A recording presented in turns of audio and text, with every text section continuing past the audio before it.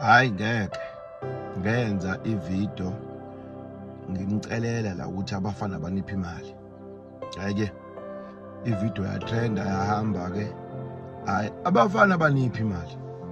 Manje ngithola i-complain manje sengithi angibuyele kunina-ke ukuthi hawu bathi abafana nina anifuni imali encane, kuthiwa nifuna u-5,000,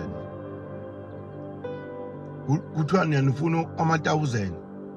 Ngangithi mina phiwana u-100 phela ngangeve ngithi abafana babe nenkinga ukuthi banipha ama-1,000. Kanti niyasebenza yini lapho kulabafana? Nenzani manje na nginikhulumela kahle niye niyishintsha lento manje niyenza ngenye indlela. Kuthiwa senifuna u-5,000 nina. Nithi nina manje nifuna wathi usikhuni sipheni imali. Hawu nazi la ngiphoxa amantombazane. Mina ngangithi phiwana u-50 no-100 ukuthi nasokude ukuya kini uthenge ngosweet la ama-Doritos, uthenge lana no-smoothies. Ngangeve ngithi mina phela imali yesondlo leyo. Kanti le mali nifuna ukuthenga amaqongo asemakini nini? Umfana usuke kuphi imali yokuthi nje jabula, hayi ukuthenga amaqongo. Kanje manje leso ucabanga ama-spray pack.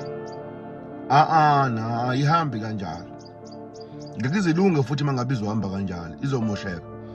Ngizodala ukuthi kungasanikhulumela nabafana. Ayeyeye nenza inkinga. Umfana akakuphi imali yokuthenga nje usweet endleleni, yabona? Hayi ukuthi ukuphi imali engasetshenziswa na ubaba wakho kini yokuthenga igross. Igross akini mhlawumbe u-5,000 kanti sibonela. Kodwa ufuna umfana ku-5,000? Hayi ngeke phela. Lutho bandla lutho. Khohlwa ngeke kwenzeke. Ngeke manje kwenzeke lokho. Ngiyaxolisa ukukhuluma iqiniso.